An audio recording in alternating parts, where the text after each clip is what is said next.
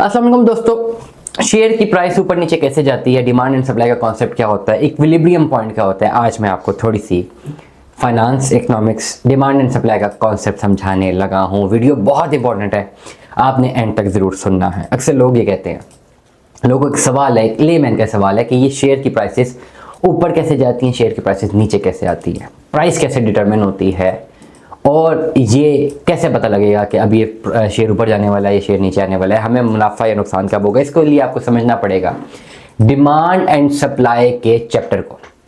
Demand and supply in terms of shares, in terms of stocks, demand and supply. जब कभी भी market trend में ऊपर जाएगी और वो तमाम तर शेयर जो अच्छा परफॉर्म करेंगे, जिनको ग्रीन टिक लगा होगा, जिनकी प्राइस इंक्रीज होगी, जो परफॉर्म ज़्यादा करेंगे, इसका मतलब ये है कि उन शेयर ने अच्छा परफॉर्म किया। क्यों? क्योंकि उनकी डिमांड ज़्यादा है। सबसे पहले मैं आपको डिमांड एंड सप्लाई का कॉन्सेप्ट समझाऊंगा। प्राइस डिटरमिन होती है हमेशा डिमांड एंड सप्लाई पर। अगर डिमांड ज़्यादा होगी, सप्लाई कम हो जाएगी, शेयर के प्राइस बढ़ेगी।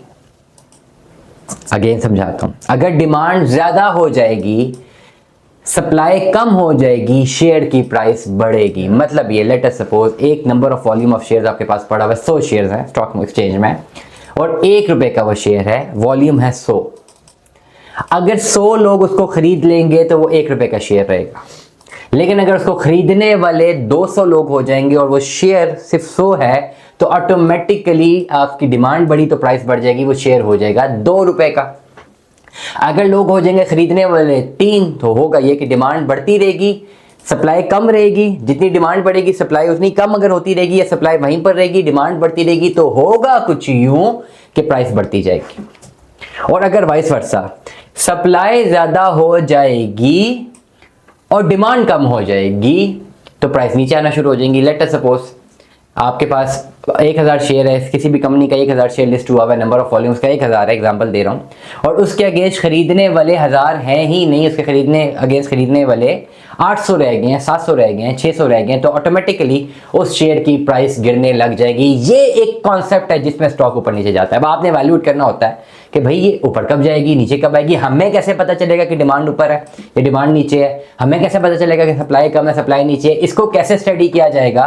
तो ये एक सबसे बड़ा सवाल, ये निशान है कि हमें कैसे पता जिसकी डिमांड है या नहीं है। होगा यूं, एक मैं आपको सिर्फ इंडिकेटर बता रहा हूं और जो कि अंडरस्टैंड किया जा सकता है। बहुत सारे मजीद इंडिकेटर्स हैं, लेकिन एक इंडिकेटर्स कि अगर आपने किसी भी शेयर में इन्वेस्टमेंट करनी है, तो उसमें इन्वेस्टमेंट करने से पहले आप कोई 4-5 दिन 6 दिन उस शेयर के एनालिटिक्स को फॉलो करें।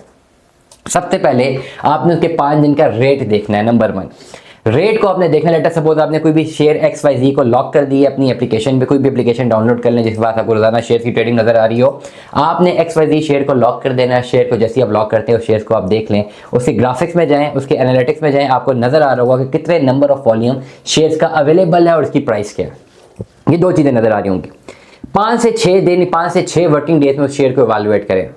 आप ये देखेंगे जितना रेट अगर ऊपर जा रहा है तो क्या इसका नंबर कम हो रहे हैं, नंबर ऑफ शेयर्स कम हो रहे हैं, सप्लाई कम हो रही है, और अगर तो ये कम होते जा रहे हैं तो नंबर ऑफ शेयर्स बढ़ रहे हैं। आपका पहले 2 दिन के एनालिसिस में आपको समझ आ जाएगा कि ये शेयर उस पर्टिकुलर डिमांड एंड सप्लाई पे डिपेंडेंट है या नहीं है। अगर वो शेयर 2 से 3 दिन 4 दिन तक कंसिस्टेंटली परफॉर्म करता रहे, उसकी मार्केट ऊपर जाती रहे और नंबर कम होते रहे, मतलब सप्लाई कम होती रहे और डिमांड ज्यादा होती रहे, तो वो टाइम एक आइडियल होगा कि आप उसमें इन्वेस्टमेंट कर ले, तब तक जब तक रेट डिक्लाइन होना शुरू ना हो। जैसे रेट डिक्लाइन होना शुरू हो जाता है तो आप फौरन देखें कि नंबर ऑफ वॉल्यूम, जो वॉल्यूम शो हो रहा है और जो शेयर परफॉर्म कर रहा है, उसका आपस में कंपैरेटिव एनालिसिस क्या है, ये क्या एक दूसरे के डायरेक्टली प्रोपोर्शनल बिहेव कर रहे हैं या इनवर्सली प्रोपोर्शनल बिहेव कर रहे हैं। वहां से आपको क्लिक करने में आसानी होगी कि हाँ, आपने इस शेयर में इन्वेस्टमेंट करके प्रोलॉन्ग करना है कि नहीं करना। अब होगा कुछ यूं एक ओवरऑल डिमांड एंड सप्लाई में कि जब लेट अस सपोज कोई एक शेयर है, उसके शेयर पड़े हुए हैं, 1000 शेयर पड़े हुए स्टॉक एक्सचेंज में, डिमांड बढ़ती जा रही है। पहले 1000 पर थी, डिमांड बढ़ती गई 1100, 1200, 1300, 1400, डिमांड बढ़ती जा रही है और सप्लाई वहीं पर स्टैटिक है, तो शेयर ऑटोमेटिकली बढ़ना शुरू हो जाएगा। होगा कुछ यूं कि सप्लाई में शेयर की प्राइस बढ़ना शुरू हो जाएगी और एक पॉइंट आएगा कि सेलर्स या सप्लाई मैक्सिमम अमाउंट पे शेयर को बेचना चाह रही होगी, जिस अमाउंट पे डिमांड कम होना शुरू हो जाएगी, और वहां पे लोग कहेंगे हमने इस पर्टिकुलर प्राइस पे शेयर को बाय नहीं करना। क्योंकि रेट अगर एक स्पेसिफिक पॉइंट तक अगर चला जाता है और वहां पे हमें ये लगता है कि ये एक आर्टिफिशियल बबल की वजह से, ये खाली डिमांड इंक्रीज होने की वजह से रेट ऊपर जा रहा है, नीचे के एनालिटिक्स कोई खास पॉजिटिव नंबर शो नहीं कर रही, तो इसका क्या मतलब है? इसका मतलब ये है कि वो शेयर नीचे गिरने वाला है। तो उसमें होगा यूं कि आहिस्ता आहिस्ता लोग अपनी डिमांड खत्म कर देंगे, सप्लाई ज्यादा होगी, होगा कुछ यूं कि सप्लाई कम होना शुरू हो जाएगी, डिमांड भी कम होना शुरू हो जाएगी, और एक इक्विलिब्रियम पॉइंट पे आके जिसमें सेलर भी राजी होगा शेयर बेचने को और खरीदने वाला भी राजी होगा शेयर परचेज करने को, उस इक्विलिब्रियम पॉइंट पे आप ट्रेड कर सकते हैं, क्योंकि उसके बाद शेयर वापस ऊपर भी जा सकता है और नीचे भी आ सकता है। तो ये इसकी एक ऐसी टर्मिनोलॉजीज हैं जिसको समझना मुश्किल भी है, काफी ज्यादा मुश्किल है। काफी student of economics, student of finance भी इसको प्रॉपर्ली समझ नहीं सकते। हम भी इतने सालों से पढ़ रहे हैं, बहुत सारी चीजें हमसे भी रह जाती हैं, लेकिन ओवरऑल अगर आपने शेयर के कॉन्सेप्ट को समझना है तो आपको डिमांड एंड सप्लाई का कॉन्सेप्ट होना चाहिए कि डिमांड जब ऊपर जाएगी सप्लाई कम होगी, शेयर बढ़ेगा, डिमांड कम होगी सप्लाई ज्यादा होगी, शेयर नीचे आएगा। इसको आपने एनालाइज करके करना है।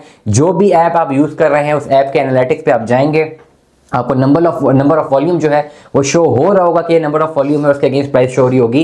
कोई भी शेयर में इन्वेस्टमेंट करने से पहले अगर आप न्यू कमर है तो 6 से 7 दिन उस शेयर के एनालिटिक्स को, उसके ग्राफ्स को, उसकी प्राइस को, उसके नंबर ऑफ वॉल्यूम को और डिमांड एंड सप्लाई के कॉन्सेप्ट को समझते हुए उसको एनालाइज करेंगे, तब जाके आपके लिए डिसीजन मेकिंग आसान होगी। अदरवाइज अगर आप विदाउट एनालिटिक्स या विदाउट स्टडी इसमें इन्वेस्टमेंट करेंगे तो वो फिर आपने तुक्के पे छोड़ दिया होगा कि अगर हुआ बेहतर तो हो गया, ना हुआ तो ना सही, वो किस्मत पे होगा। आपकी इसमें रिसर्च मेथोडोलॉजी बिल्कुल जीरो होगी, जिसमें ज्यादातर आपको 80 to 90% चांस यही है कि आप इसमें डिक्लाइन की तरफ जाते हैं। दुआ में याद रखिएगा, अपना बहुत सारा ख्याल रखिएगा। Stay tuned with us. अल्लाह हाफिज़।